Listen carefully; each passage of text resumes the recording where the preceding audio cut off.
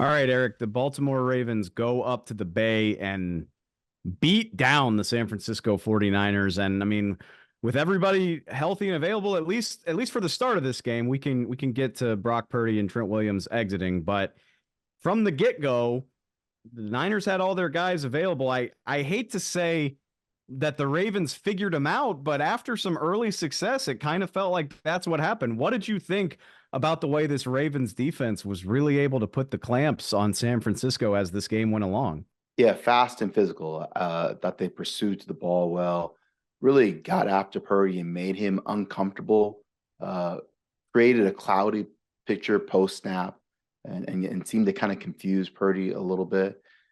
And we've seen this earlier in the season during their 3-game losing streak.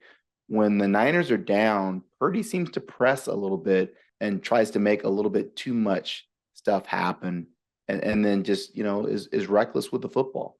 4 interceptions in their 4 losses this season. He has 10 turnovers. In their 11 wins, he has 2 turnovers. To me, that's kind of the story with the 49ers. When they get down a little bit, I feel like Purdy tries to play like an MVP instead of just, the system quarterback or game manager, or just really executing the offense like he needs to.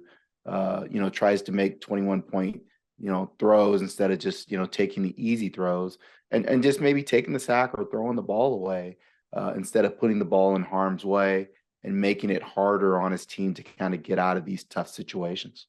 This is one of my pet peeves in football, to be honest, is I think the talking point coming out of this is going to be something along the lines of like the Ravens put the blueprint out there for how to deal with the 49ers. And the problem with that is that the Ravens are one of the most dominant teams in the league. I mean, this is clearly an incredibly talented roster. They're top of the AFC for a reason.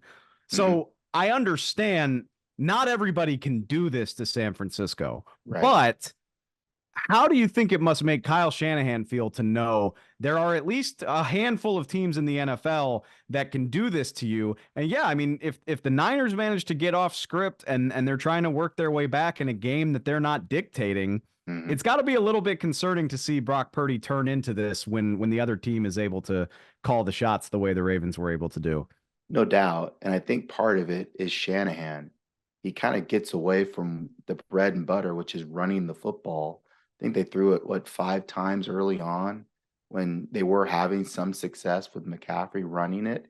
And to kind of put, again, all that weight on your quarterback to carry the offense when you have, perhaps the best running back in the league, maybe hand the ball off to McCaffrey a little bit more, to try to ease the pressure off your quarterback. But you're right. You know, when they're going to be in situations where they're going to have to come back, and are they going to be able to do that? I mean, they haven't really proven that this season. It's going to happen in the postseason, I would imagine. And how are they going to react?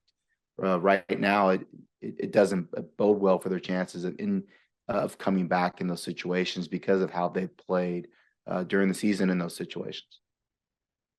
It's funny the way the Ravens big games have kind of followed similar scripts, just in the sense of like if you look at the box score, nothing really jumps out at you. You know, like they had an all right night running the ball. Lamar Mhm. Jackson was definitely good, but you can't point to one thing and say, "Oh, that's how they beat you." And yet you look up at the scoreboard at the end of this thing and they've got more than 30 points and their opposition has less than 20.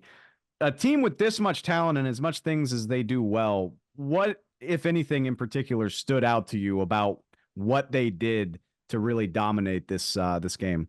It's kind of old school AFC North football. They own the line of scrimmage on both sides of the ball. They don't do anything to beat themselves. I mean, they created 4 turnovers and scored 17 points off those turnovers. They're very good in the kicking game, and in terms of creating, you know, what am I looking for? Um, Creating opportunities in terms of field position. They don't lose the battle of field position. And then they have one of the best coaches in the NFL in John Harbaugh. And again, just kind of limiting mistakes. I thought Lamar Jackson did a great job of kind of taking what was there. If he didn't have anything down the field, he scrambled and used his feet, either to get plays running it or to create plays outside of the pocket and create chunk plays. And then defensively, I just think they're sound at all three levels, whether it's getting after the passer. They're really good on the second level, which I think is important when you're playing a team like San Francisco. And then obviously they're pretty good in the back end defensively in creating the turnovers. It's so amazing the way they're so flexible defensively. You know, Mm-hmm. Kyle Hamilton can just as easily get a big pick at the beginning of this game as he contributes to the pass rush. Roquan Smith seemed like he was very active as both a pass rusher and a linebacker, as well as Patrick Queen, who had a big interception. I mean, just the different ways they can confuse a quarterback with even, you know, a young quarterback like Brock Purdy, even as much as he's seen and done. Like you said earlier, I think I have to imagine the way that they can just throw these multiple different looks at you. It seemed like it was a handful for him. And then not only that, David, they get guys on the ground defensively. You know, I think when you watch teams like Seattle play San Francisco, a lot of missed tackles. And I think with the Ravens, their ability to get you on the ground in space is unique. And like you said, in terms of blueprint, yeah, maybe other teams will try to do that, but like, do they have the personnel that can execute it? And I think most teams don't have the personnel like the Ravens to really execute what they want to accomplish on all three levels of their defense. Mentioned this at the top.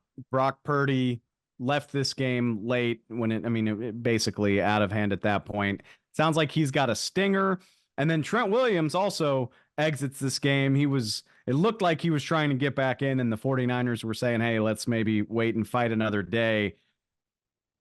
And I know, you know, it's a little early. We're recording this right after the game to speculate about the severity of these injuries. But if anything, is it just a reminder of that anxiety with the 49ers that, look, you got a lot of guys that you're trying to keep healthy if you're going to put this run together?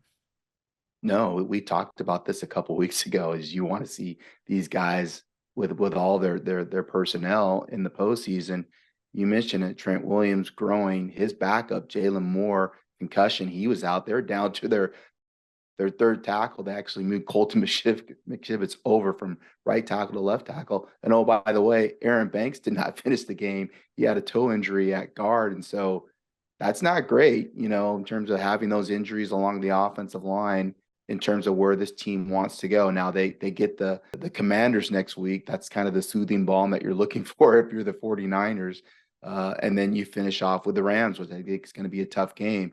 They still, everything's ahead of them that they want to accomplish. If they win the last two games, I believe they'll be the number one seed and get the bye. But it's not a given that you're going to go on the road and beat the Commanders, and not a given that you're going to, you know, beat the Rams at home.